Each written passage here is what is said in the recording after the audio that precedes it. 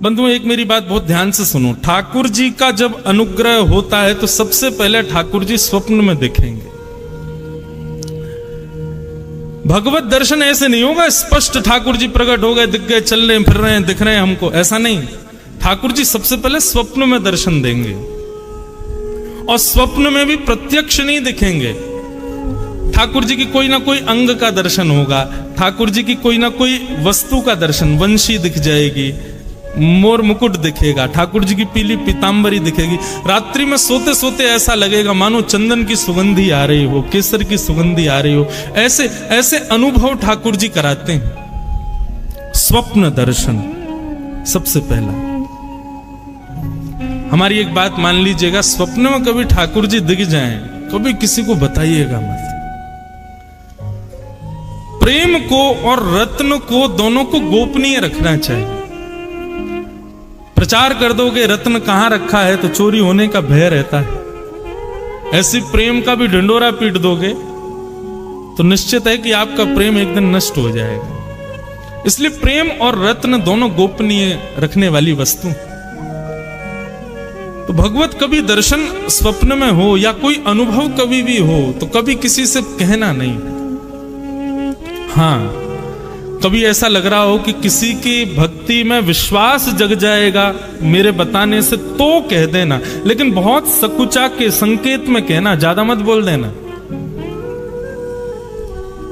तो स्वप्न में ठाकुर जी दिखते हैं।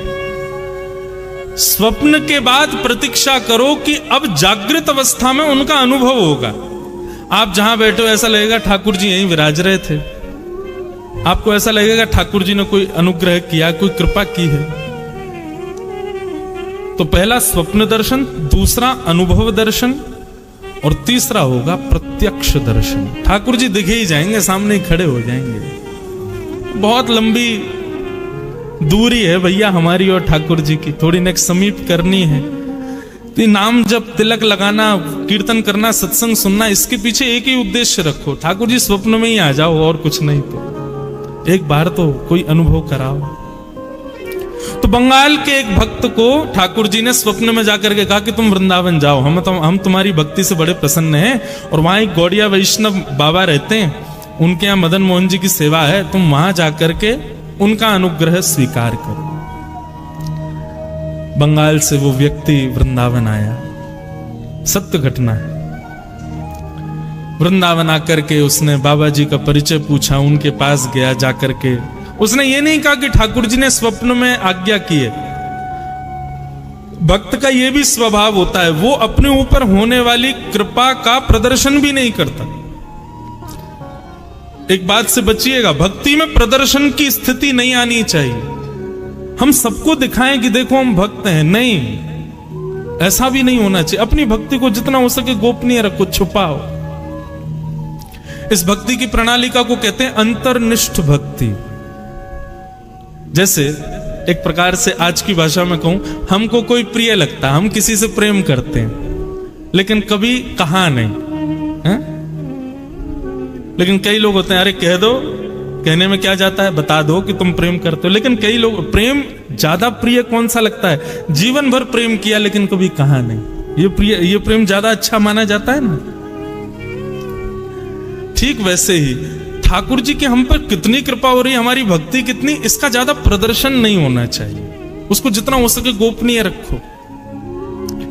तो आकर के बाबा के चरणों में प्रणाम किया। उसने नहीं बताया कि ठाकुर जी ने स्वप्न में आज्ञा की कि तुम वृंदावन जाओ। बाबा ने कहा, कहो कैसे आए? बोले, बाबा ब्रजवास करना है, आप अपने चरणों में हमको रख लो।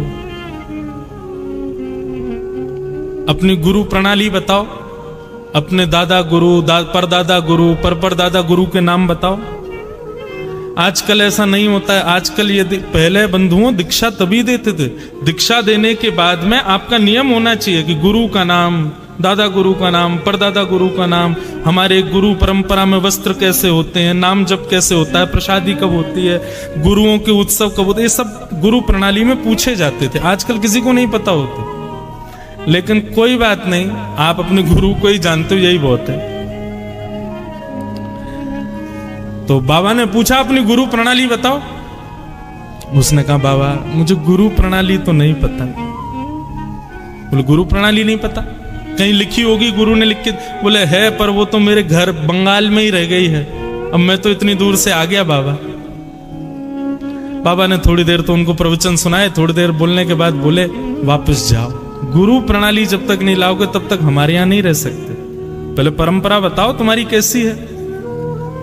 गुरुजन भी अपनी सिक्योरिटी रखते थे, इससे यह भी पता चल जाता था कि वैष्णव वास्तव में वैष्णव है कि नहीं, कहीं ऐसे तो नहीं बस लगाए तिलक पोटा चले आए। गुरु आज्ञा हो गई कि वापस जाओ, गुरु प्रणाली लेके आओ। उस समय मथुरा में स्टेशन नहीं था, हाथरस से रेल पकड़नी पड़ती थी। सोचो कितनी पुरानी बात। बेचारे गुरु आज्ञा मान करके वृंदावन से हाथरस निकल गए, लेकिन ज्यों ज्यों वृंदावन से चरण बाहर रख रहे हैं त्यों त्यों उनके हृदय में पीड़ा हो रही है। जैसे तैसे तो वृंदावन मिला, श्री जी ने, ठाकुर जी ने कृपा करके मुझे भेजा, परंतु गुरु आज्ञा हो गई कि छोड़ के जाओ, तो अब तो गुरु आज्ञा भी माननी पड़ेगी। हाथरस पहुंच गए। अब जैसे जैसे वहां पर यह भाव आ रहा है कि इतनी देर में रेल आ रही है, इतनी देर में रेल पहुंचने वाली है, ज्यों ज्यों रेल समीप आवे स्टेशन के त्यों त्यों व्याकुलता हो, क्या करूं, वृंदावन छोड़ूंगा तो रेल में बैठती मेरे प्राण निकल जाएंगे, और वृंदावन नहीं छोड़ के जाऊं तो गुरु की आज्ञा।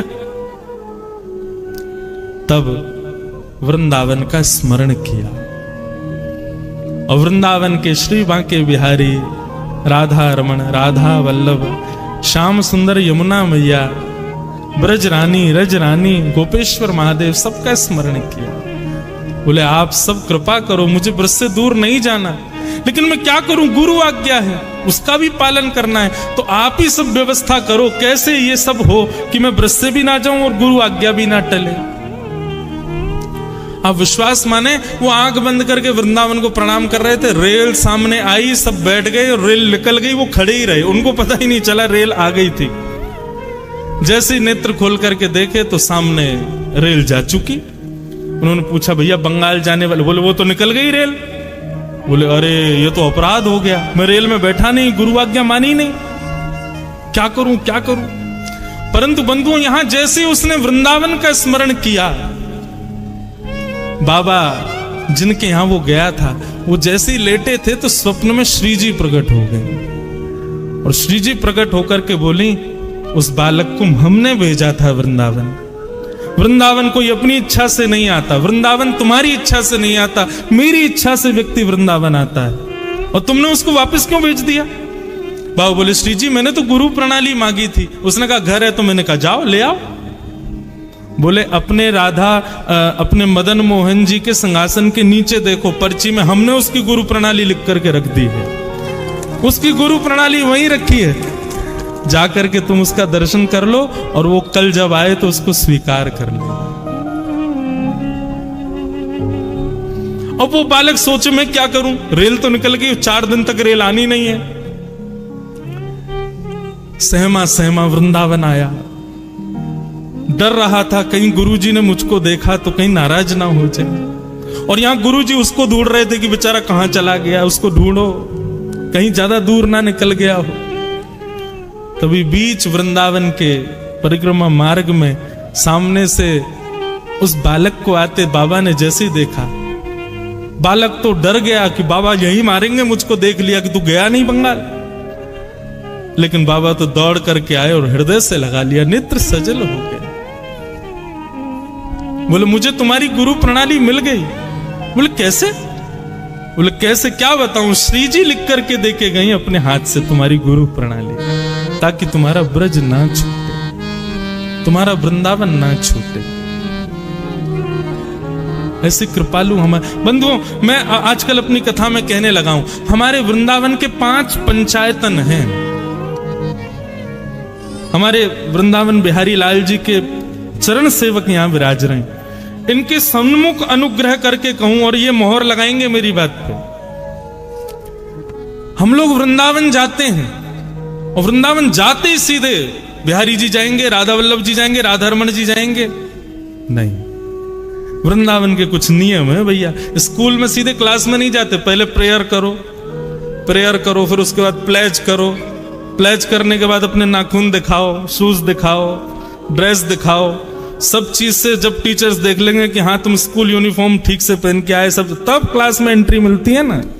ऐसे वृंदावन के 5 पंचायतन हैं।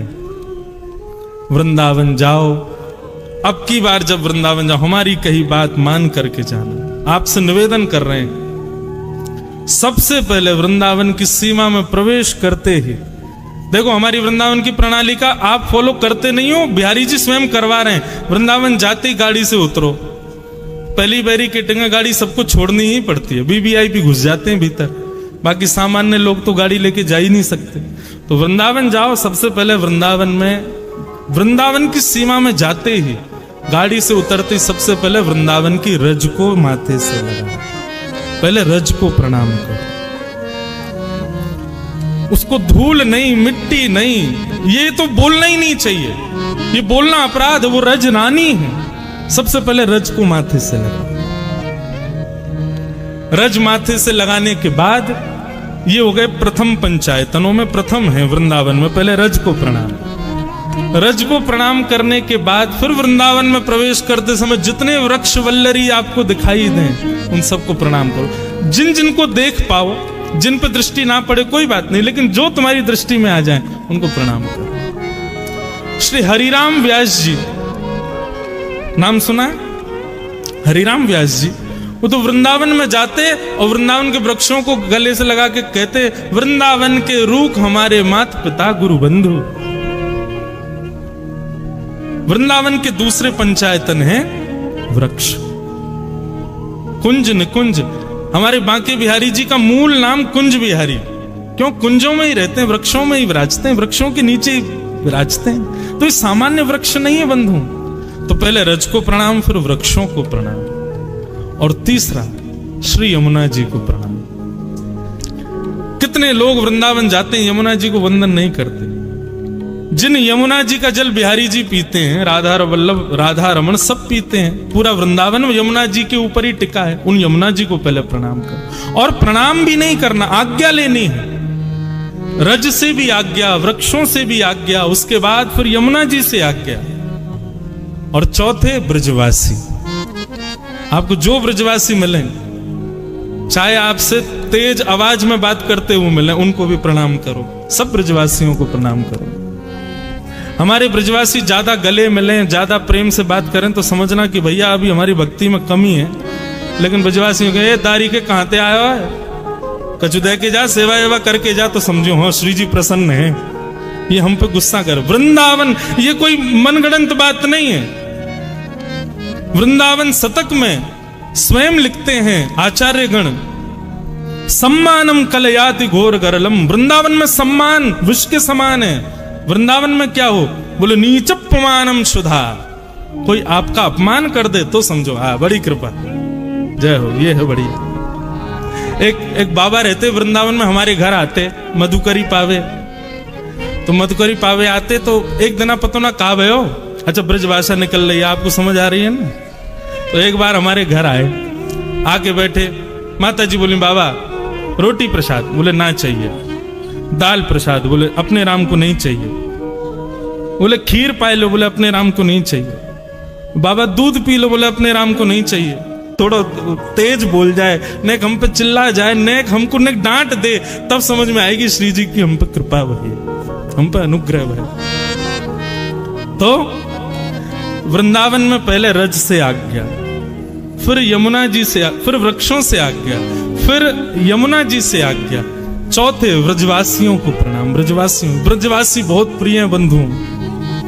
जगन्नाथ जी का कभी आपको यदि चरित्र पढ़ने को मिले, जगन्नाथ जी की कोई कथा, मैंने एक जगह पढ़ा, मेरे नेत्र इतने सजल हो गए कि जब प्राचीन भारत में जब इतने साधन नहीं होते थे, तो लोग बाग जब चारधाम यात्रा करते थे, कोई ब्रजवासी यदि जगन्नाथपुरी जाता था, महीनों लगते थे पहुंचने में। तो श्री जगन्नाथ जी अपने स्थान पर खड़े खड़े आज कुछ ज्यादा ही प्रसन्न दिखाई दे रहे हैं। तो पुजारी गण पूछते, जय जय, आज बड़े प्रसन्न हो। तो ठाकुर जी स्वप्न में आज्ञा करते, बोले सुनो कल ना 4 लोग वृंदावन से आ रहे हैं, एक नंदगाम से आ रहा है, एक गोवर्धन से आ रहा है, उनके लिए उचित व्यवस्था करो भैया, उनके लिए बढ़िया सुनो सामग्री की तैयारी कर लेना, मेरे ब्रजवासी आ रहे हैं। और सुनो बाकी सबको तो दूर से दर्शन करा देना, पर ब्रजवासी आए ना उनको गर्भगृह में लाके मेरे हृदय से लगा देना, मुझे बड़े प्रिय हैं। तो भैया ब्रजवासियों को देख करके यदि आपको ऐसा लगे कैसे बोल रहे हैं, कैसे चल रहे हैं, अरे देखो क्या कर रहे हैं, नहीं, ठाकुर जी के प्रिय हैं, जैसे हैं उनको प्रिय हैं। तो चौथी आज्ञा ब्रजवासियों से, और 5वीं आज्ञा हमारे वृंदावन में विराजमान देवादिदेव महादेव श्री गोपेश्वर महादेव, उनसे आज्ञा।